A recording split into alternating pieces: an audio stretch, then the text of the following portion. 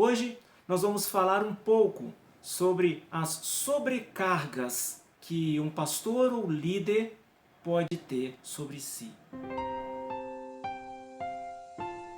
Existem cargas que estão sobre os ombros de pastores e de líderes espirituais que são muito distintas. Geralmente, uma pessoa de vida comum não entende o que realmente se passa. Algumas cargas são colocadas sobre seus ombros. Outras, ele mesmo adiciona sobre si. Algumas cargas são realmente de sua responsabilidade. Outras vão muito além do que de fato são suas responsabilidades. Chamado e orientações dadas por Deus. É muito fácil um pastor, missionário ou líder cristão estar envolto em um monte de tarefas que não se relaciona diretamente com seu chamado. Mas ele continua fazendo e assumindo mais. Por que fazemos isso? Vamos conversar hoje um pouco sobre possíveis razões e sobre como nos livrar de tais laços. Primeiramente, vamos tomar por base o texto de 1 Timóteo 3, versículos 2 a 7, e depois do capítulo 4, no versículo 12.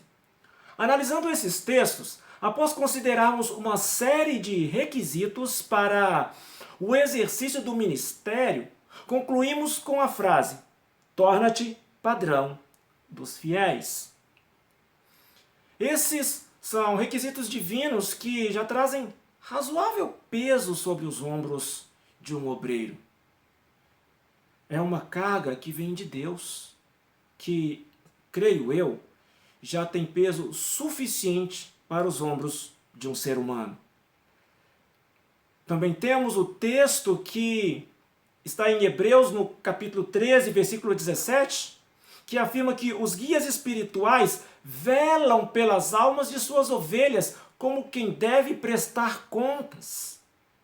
Esse texto nos dá a entender que um pastor ou líder zeloso toma sobre si a responsabilidade de cuidar do rebanho que Deus lhe confiou. Apacentar, alimentar, guiar, tratar das feridas, proteger dos lobos, daqueles lobos que vêm atacar as ovelhas do Supremo Pastor.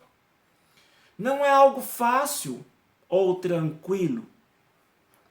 Toma tempo, suga as energias, são pressões de todos os lados. Muitos obreiros se tornam o tipo faz tudo em suas comunidades.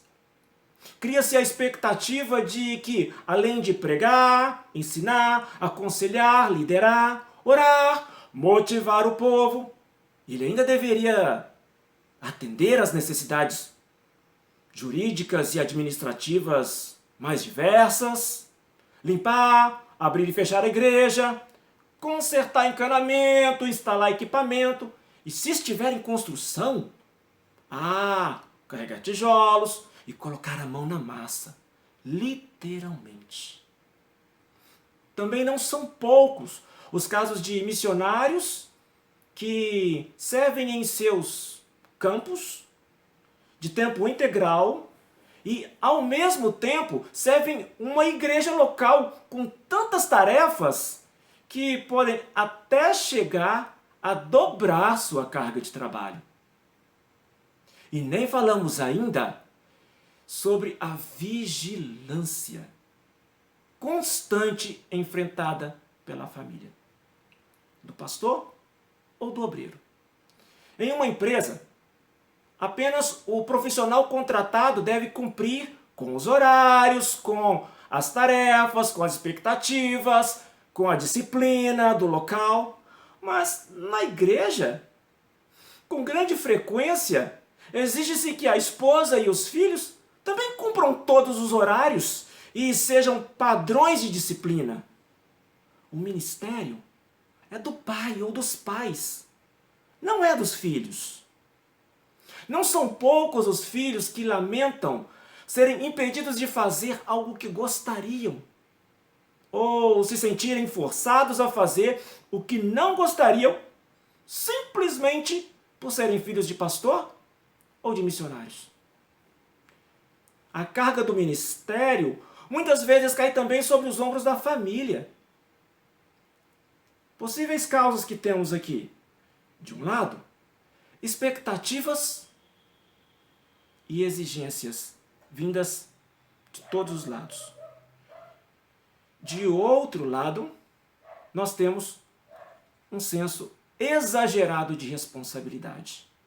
E aí o peso se torna pesado demais, além do que é saudável para ser carregado. Surgem então as questões: será que Deus está nos ordenando fazer tudo isso?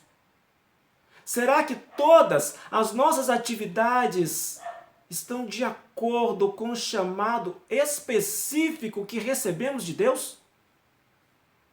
Creio que não.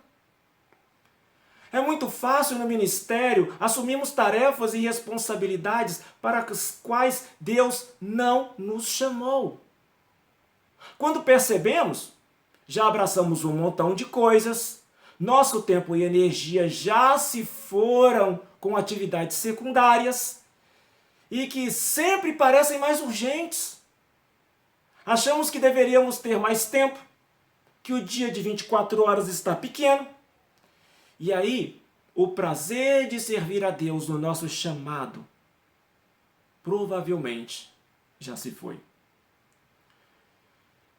Por que tantos de nós assumimos tantas coisas as quais Deus não nos chamou para fazer? Fato é que, às vezes, nos sentimos e agimos como responsáveis demais. E esse excesso pode ser para nós como um laço, muitas vezes. Eu chamo isso de hiperresponsabilidade. Então, se vamos falar de hiperresponsabilidade, como se livrar dos laços da hiperresponsabilidade? Quero compartilhar com vocês um texto que está em 1 Crônicas, no capítulo 14, nos versículos 13 a 17. É uma narrativa de um momento em que o rei Davi estava no início do seu reinado sobre todo Israel. O texto diz o seguinte: porém os filisteus tornaram e fizeram uma investida no vale. De novo, Davi consultou a Deus, e este lhe respondeu: não subirás após eles, mas rodeia por detrás deles e ataca-os por defronte das amoreiras. E há de ser que, ouvindo tu um estrondo de marcha pelas copas das amoreiras, então sai a peleja, porque Deus saiu diante de ti a ferir o exército dos filisteus. Fez Davi como Deus lhe ordenara, e feriu o exército dos filisteus desde Gibeon até Gezer. Assim se espalhou o renome de Davi por todas aquelas terras, pois o Senhor o fez temível a todas aquelas gentes. Nesse texto, Deus me falou muito ao coração um certo momento, quando eu estava vivendo uma desgastante sobrecarga. Note aqui, o texto narra uma ocasião em que o rei Davi, ainda no início do seu reinado sobre todo Israel, saiu à guerra a segunda vez contra os filisteus. Como da primeira vez, antes de sair à guerra, o que Davi fez? Consultou ao Senhor. Da primeira vez, a resposta foi simples, de Deus, e positiva: vai. Já dessa segunda vez, a orientação do Senhor foi um pouco diferente, um pouco inusitada. Junto aí com seu exército, Davi deveria aguardar atrás de alguns arbustos de amoreiras, até que ouvisse um som de marcha vindo da copa dos arbustos. Então, ele deveria sair à peleja. Sair para lutar, porque Deus já tinha ido à frente dele, batalhando por ele. Primeiramente, notamos que o rei Davi consultava ao Senhor antes de uma empreitada. Assim deveríamos fazer, consultar a Deus toda vez antes de assumirmos as responsabilidades das nossas vidas. Antes de assumir mais uma carga, devemos checar se já ouvimos os passos do exército do Senhor marchando naquela direção. Se não ouvirmos a Deus, primeiramente, não temos nenhuma garantia de que Deus estará à frente, batalhando em prol das nossas batalhas. E esse ouvir a Deus, às vezes exige tempo, às vezes exige um coração tranquilo e às vezes exige intimidade com Ele.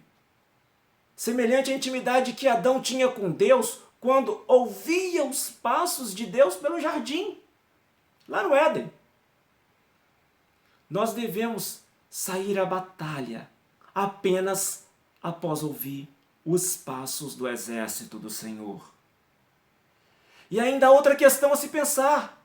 Muitas vezes decidimos conforme as necessidades que vemos à nossa frente, forçados pelo medo de sermos reprovados, pelo medo de sermos abandonados, ou sob a tirania do urgente.